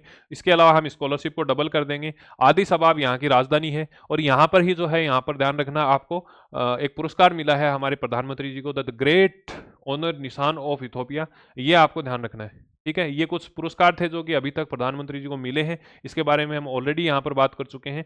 आपको ये ध्यान रखना है, ओमान के अंदर, ओमान की राजधानी मस्कट है और मस्कट में एक पर्व मनाया गया है, मैत्री पर्व है, जहां पर भारत के प्रधानमंत्री नरेंद्र मोदी द्वारा छात्रों से और प्रवासी भारतीयों से यहाँ पर बात की गई है। इसके साथ साथ में कुछ हमने जो है ट्रेड अलायंस भी किए हैं, व्यापार समझौते भी किए हैं, परंतु आपको पहले ये ध्यान रखना है कि ऑर्डर ऑफ ओमान के नाम से यहाँ पर जो है वो पुरस्कार भी दिया गया है, ठीक है। कुछ सेक्टर हैं, कुछ गाइडलाइन है जो यहाँ पर जारी की गई हैं कि 98.08 टैरिफ लाइनों को जीरो ड्यूटी किया गया है। 97.96 जीरो ड्यूटी रियायतें हैं जो पहले से इफेक्टिव हो गई हैं। इंट्रा कॉर्पोरेट ट्रांसफरीज जो मैंने आपको ऑलरेडी बता चुका हूँ, उनकी जो कोटा था वो 20% से बढ़ाकर 50% किया है। जो कॉन्ट्रेक्चुअल बेस्ड सर्विस सप्लायर थे, उनका 90 दिन का टेन्योर था, उसे अब बढ़ाकर 2 साल का कर दिया गया है। और क्या कहा गया है कि ये कुछ सेक्टर हैं वहां पर आपको छूट दी गई है और 7% एफडीआई प्रोविजन यहाँ पर किए गए हैं। कुछ सेक्टर हैं जिनको 0% टैरिफ लाइन में रखा गया है, जिसमें आपके टेक्सटाइल हैं, जिसमें आपका लेदर का है, फार्मास्यूटिकल है, आपका ऑटोमोबाइल है, एग्रीकल्चर प्रोडक्ट है, आपका स्पोर्ट्स प्रोडक्ट है। ये सारे के सारे जो है यहाँ पर जीरो आपके टैरिफ लाइन में यहाँ पर रखे गए हैं, ठीक है। तो ये सारी चीज़ें हम यहाँ पर पहले से पढ़ चुके हैं। इनोवेशन हब बनाया जाएगा, इनोवेशन ब्रिज बनाया जाएगा, श्री अंश से संबंधित बातें की जाएंगी। मेरी टाइम कोऑपरेशन है, ये तो एक खास है नहीं। ये मैंने आपको सीईटीए जो कि यूके के साथ में है वो बता दिया है। एफटीए हमने न्यूजीलैंड के साथ में किया था। हमने कहा कि भैया हम तो 70% छूट नहीं देंगे आपको, हम तो 70% ही देने वाले हैं, आपको क्या करना है, आपको 100% देना है। तो न्यूजीलैंड ने कहा कि भैया ठीक है, हम 100% देने वाले हैं। इसके साथ साथ में ये कहा कि 118 क्षेत्र ऐसे होंगे जो सर्विस सेक्टर हैं और उन्हें हम यहाँ पर शामिल करने वाले हैं इस ट्रेड में, मतलब 100% छूट मिलने वाली है। और 139 ऐसे सब सेक्टर हैं जिनको हम एफ मतलब मोस्ट फेवर्ड नेशन MFN के साथ में शामिल करने वाले हैं। 70% टैरिफ लाइन भारत जो है वो रियायत देने वाला है। भारत कौन कौन सी चीजें हैं जिनको इस कॉन्ट्रैक्ट से, इस अलायंस से बाहर रखेगा, तो उसमें आपको ध्यान रखना है जितने भी डेयरी प्रोडक्ट है उनको यहाँ पर बाहर रखने वाला है। चीनी, खाद्य तेल, प्याज, रबर और मसालों को यहाँ से बाहर रख देगा। ये चीजें आपको ध्यान रखनी है। और क्या कहा गया है, कुछ ऐसे प्रोडक्ट होंगे जहां पर हम TRQ मतलब टैरिफ रेट कोटा पद्धति को शामिल करेंगे, जिसमें कीवी हो गया, सेब है, शहद है, ऐसे कुछ फल जो फ्रूट के प्रोडक्ट हैं उनको यहाँ पर शामिल किया गया है। और क्या कहा कि भाई TEE मतलब टेम्परेरी एम्प्लॉयमेंट एंट्रेंस वीजा हम यहाँ पर देंगे। कितने लोगों को, एक समय पर 5000 लोगों को यहाँ पर उपलब्ध कराया जाएगा। भारतीय छात्रों की सीमा पर कोई भी अब यहाँ पर सीमा नहीं रखी गई है और एक सप्ताह में हम कम से कम जो है वो 20 घंटे की काम की गारंटी यहाँ पर देने वाले हैं, ठीक है। स्टीम जो था, स्टीम मतलब साइंस है, टेक्नोलॉजी है, इंजीनियरिंग है और लास्ट में आपके जो मैथ के ग्रेजुएट हैं उनको 3 साल का वर्क वीजा मिलेगा, एलिजिबल हैं वो। और PhD अगर आपने कर रखी है तो 4 साल का आपको वहां पर वर्क वीजा मिलने वाला है। वर्किंग हॉलीडे यहाँ पर हम वीजा देंगे, जो कि आपको ध्यान रखना है एक वर्ष में मैक्सिमम कितने हो सकते हैं, तो 1000 हो सकते हैं। कितने हो सकते हैं, 1000 हो सकते हैं। न्यूजीलैंड ने पहली बार ऐसा अपने इतिहास के अंदर रखा है कि भैया किसी भी देश की पारंपरिक जो चिकित्सा पद्धति है, मतलब आयुष पद्धति जो भारत की है, उसके अंदर जो है वो न्यूजीलैंड के अंदर यहाँ पर परमिशन दे दी है। फिर बात करें टारगेट की, तो टारगेट में आपको ध्यान रखना है 5 वर्ष में हम द्विपक्षीय जो व्यापार समझौता है उसे डबल कर देंगे और आने वाली जो 15 साल हैं उन 15 साल के अंदर न्यूजीलैंड भारत के अंदर आपको ध्यान रखना है कुल 20 अरब अमेरिकी डॉलर का यहाँ पर निवेश करने वाला है। ये कुछ मैंने इंपॉर्टेंट चीजें आपको बताई हैं PIB से। और ट्रेड के बारे में बताया कि भैया 2025 के अंदर ट्रेड से संबंधित हमारे 3 अलायंस हुए हैं, जिसमें से एक में क्वेश्चन पूछा जा चुका है जो कि CETA का है, जो कि यूनाइटेड किंगडम के साथ में था। इसके अलावा अभी हाल फिलहाल में दिसंबर में 2 एग्रीमेंट हुए हैं जिससे क्वेश्चन पूछे जाने की संभावनाएं पूरी है। पहला हमारा CEPA का है जो कि इंडिया और ओमान के साथ में है, और दूसरा जो है हमारा इंडिया न्यूजीलैंड के साथ में है, जिसे हम फ्री ट्रेड अलायंस या FTA कहते हैं। इनकी खासियत क्या है, तो FTA जो है वो ध्यान रखना सबसे फास्टेस्ट एग्रीमेंट है अलायंस के लिए, ठीक है। 9 महीने में ये कंप्लीट हो गया है। ओमान की बात करें तो आज तक जितने भी आपके जो है अलायंस हुए हैं व्यापार से समझौते से संबंधित, उसमें सबसे ज्यादा अगर कोई छूट देने वाला राष्ट्र बना है तो आपको ध्यान रखना है ओमान मिला है। और उसके साथ साथ में आपको ध्यान रखना है यूके के साथ में जो CETA किया था वहां पर हमें लगभग 90% टैरिफ लाइन जो है वहां से रिलैक्सेशन मिला था। अब हम बात करें 18वां ब्रिक्स सम्मेलन की, तो आपका अपने इंडिया में शामिल होगा 1 जनवरी 2026 से आधिकारिक रूप से यहाँ पर अध्यक्षता हमने ली है। थीम की बात करें तो building for resilience, innovation, corporation and sustainability, English में याद रखना है। रेजिलेंस, कॉर्पोरेट या कोऑपरेटिव, है ना, कोऑपरेशन एंड सस्टेनेबिलिटी मतलब सहयोग करना है, स्थिरता रखनी है, और रेजिलेंस मतलब लचीलापन रखना है, और इनोवेशन मतलब नवाचार करने हैं। ठीक है, आ गई बात समझ में? चलें आगे। ब्रिक्स के बारे में मैंने बताया था कि सबसे पहले जो अवधारणा दी थी वो गोल्डमैन सैक्स ने दी थी, जो कि एक प्रसिद्ध अर्थशास्त्रीय इकोनॉमिस्ट थे, वेल पॉपुलर इकोनॉमिस्ट थे, जिसमें संस्थापक सदस्यों की बात करें तो संस्थापक सदस्यों में ब्राजील है, रूस है, भारत है और चाइना है। ठीक है, अगर हम बात करें कि सबसे पहले ब्रिक्स मतलब ब्रिक से ब्रिक, एक मिनट, सबसे पहले अगर हम बात करें कि ब्रिक्स जो है, ये ब्रिक्स से ब्रिक्स कब बना,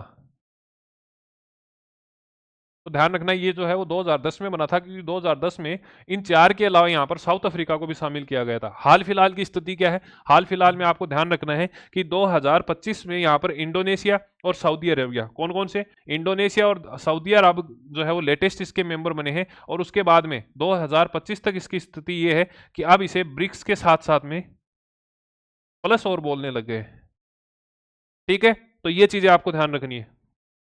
अभी मैंने बताया कि 2025 और 26 के अगर मुख्य रूप से अगर सम्मेलन की बात करते हैं तो 51वां G7 शिखर सम्मेलन जो है आपका यहाँ पर कनाडा के अंदर हुआ था। 52वें की बात करें तो ये फ्रांस में आयोजित होगा। अगर हम बात करें G20 की, तो G20 जो है आपका अभी जो है हाल फिलहाल के अंदर साउथ अफ्रीका के अंदर हुआ था, और लेटेस्ट 2026 में जो होगा वो संयुक्त अमेरिका के अंदर होने वाला है। मैंने आपको बताया कि अमेरिका यहाँ से नाराज हो गया है और उसने कहा कि साउथ अफ्रीका को हम बुला ही नहीं रहे, और अब की बार जो है हम क्या करेंगे, अब की बार हम पोलैंड को शामिल करेंगे साउथ अफ्रीका के लिए। ट्रोइका का जो है, ट्रोइका मैंने आपको बताया G20 के अंदर, तो उसमें 3 देश शामिल होते हैं, जो वर्तमान में मेजबानी कर रहा है, जो पिछला था और जो अगले वाला है। तीनों में से आपको ध्यान रखना है। भारत जो आपका अमेरिका हो गया, अमेरिका के साथ में पिछला कौन है, तो पिछला आपका जो है वो साउथ अफ्रीका हो गया। तो साउथ अफ्रीका को अब की बार शामिल नहीं करेंगे 2026 में। ठीक है, और क्या है, एशियन एशियन या आसियान शिखर सम्मेलन है, तो उसके अंदर मलेशिया कुआलालंपुर में आयोजित हुआ, अक्टूबर के अंदर आयोजित हुआ, 26 अक्टूबर के आसपास में, और इसका क्वेश्चन थीम के रूप में पूछ ही लिया है। और क्या ध्यान रखना है कि ब्राजील का पिछली बार ब्रिक्स शिखर सम्मेलन जो कि 17वां था उसका आयोजन कर चुका है, और अब की बार कौन कर रहा है, तो अब की बार जो आपको ध्यान रखना है भारत इसका आयोजन कर रहा है।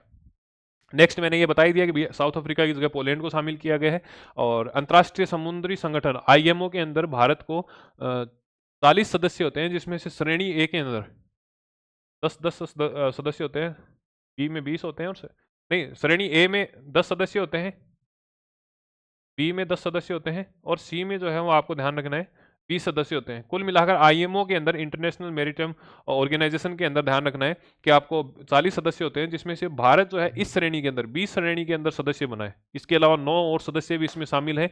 और सूडान की बात करें तो सूडान के अंदर रसिया अपना नौसेना का बेस बना रहा है, जो कि रणनीतिक रूप से रसिया के लिए काफी फायदेमंद रहने वाला है। ग्लोबल AI इंडेक्स की बात करें, AI वाइब्रेंसी टूल की बात करें, तो यहाँ पहले जो भारत की रैंकिंग थी वो 7वीं थी, इस वर्ष तीसरी रह गई है। अगर बात करें भारत से ऊपर 2 और कौन से देश हैं, तो भारत से ऊपर एक तो USA है, और एक आपका चाइना है, जिनका स्कोर 78.60 36.95 है, और भारत की बात करें तो 51.59 के साथ में 21.59 के साथ में यहाँ पर थर्ड रैंक पर भारत रहा है। पर्यावरण प्रदर्शन सूचकांक की बात करें तो EPI के द्वारा ये जारी किया जाता है, और ये रैंकिंग 180 देशों में 176वीं रैंक है। अगर प्रदर्शन के साथ साथ में परिवर्तन की बात करें तो 10वीं रैंक है। फर्स्ट की बात करें तो फर्स्ट आपको ध्यान रखना है, पर्यावरण प्रदर्शन सूचकांक में प्रथम स्थान एस्टोनिया का है, और 16 साल से अगर आपसे पूछे कि कम बच्चों को सोशल मीडिया पर बैन करने के लिए किस देश ने आदेश जारी किए हैं, तो आपका ऑस्ट्रेलिया हो जाएगा। ठीक है, और ये भारतवंश की है, प्रणीता वेंकटेश, इन्होंने सैन कार्लोस में मेयर के स्थान किया है। मैंने आपको बताया कि अब्दानी इन्होंने न्यूयॉर्क के अंदर मेयर का जो है वो पद ग्रहण किया है। समुद्री विरासत संरक्षण के लिए किसके साथ में, नीदरलैंड और भारत के साथ में MOU हुआ है। और लास्ट में आपको ध्यान रखना है ओमान, जिसके बारे में हम पहले भी पढ़ चुके हैं। यहाँ पर पहली बार क्या हो रहा है, पहली बार यहाँ पर पॉलीमर से बने हुए नोट जारी किए जा रहे हैं, जो कि 11 जनवरी 2026 से चलन में रहेंगे। ठीक है, यहाँ तक जो चीज़ें हमने पढ़ी हैं एक बार रिवाइज कर लिया है। लास्ट की 5 मिनट भी अगर आप एग्जाम में देख जाओगे तो निश्चित रूप से आपको बेनिफिट रहने वाला है। मिलते हैं एक नए सेशन के साथ में जिसमें हम नेशनल का करंट अफेयर पढ़ेंगे और इसके बाद में आपकी टेक्नोलॉजी वाला पोर्शन रहता है और एक जो है आपका स्पोर्ट्स वाला पोर्शन रहेगा। तो इस प्रकार हमारा दिसंबर का करंट अफेयर अब लगातार क्लासेस चलेंगे और पूरा हो जाएगा। थैंक यू, मिलते हैं एक नेक्स्ट सेशन के साथ में। Thank you, thank you, thank you. और पढ़ाई कंटिन्यू रखिए, बढ़िया खींच के रखिए और यहाँ तक देख रहे हैं तो मैं ये मान के चलता हूँ आप सीरियस कैंडिडेट हैं और इस बार आपका सिलेक्शन निश्चित है। तो आप जैसे ही सिलेक्ट होते हो तो एक बार अपने छोटे या बड़े भाई को ज़रूर याद करना। Thank you.